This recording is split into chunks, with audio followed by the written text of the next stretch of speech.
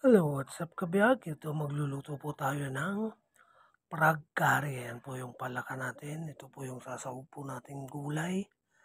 Patatas, carrots at pepper kabiyag. Lagyan din natin ng sili. Ito yung palaka. Ayan. Magigisa na po tayo. Lagyan na po natin ng mantika ito kabiyag. Para gisa na po natin yung mga rekado natin na sibuyas, bawang, luya.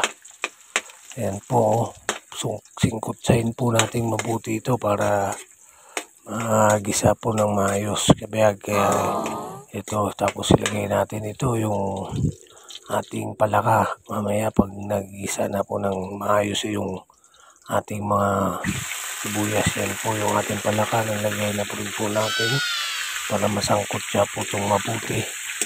At mas malinamnam ang ating frog curry kabiyag. Sa halagang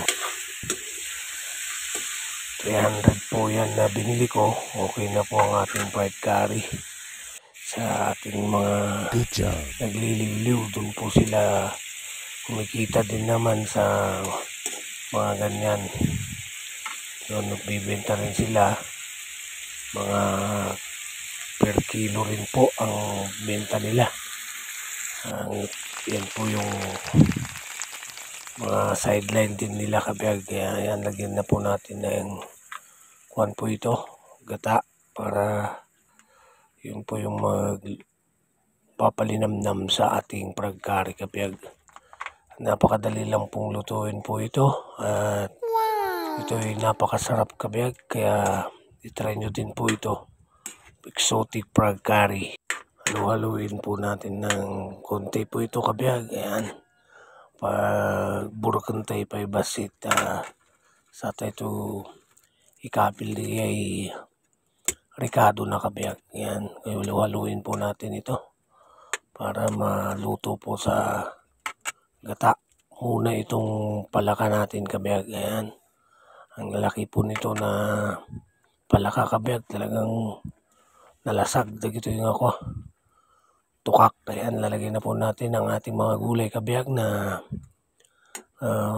carrots at saka patatas. Lalagyan ko rin ng pepper at saka siling haba. Ayan po yung nilagay kong gulay niya kabiyag, at para naman may kunting twist ang ating frog curry. Ayan, pakuluin po natin. Yan po yung ating curry powder kabiyag na magpapalinamnam sa ating exotic food na frog curry kabiyag. Ayan po, maglalagay din po tayo ito para ang frog curry natin ay sulit at solve naman tong ating linuluto. Yan po, inubudburan ko na po ng curry powder para ang frog curry na po natin ay maluto na po kabiyag. At ito ay solve na naman ang ating pananghalian kabiyag. At mamaya pwede na po tayong kumain nito. At pakuluin po lang natin at maluto po yung gulay niya kabiyag. Ayan na po yung ating frog curry. At malapit na po itong maluto. At maraming salamat po sa lahat po ng ating pagsasama sa mga pinablog ko. Huwag po kayong magsawang manood po at sumuporta lagi sa aking mga pinablog. Maraming salamat and God bless po.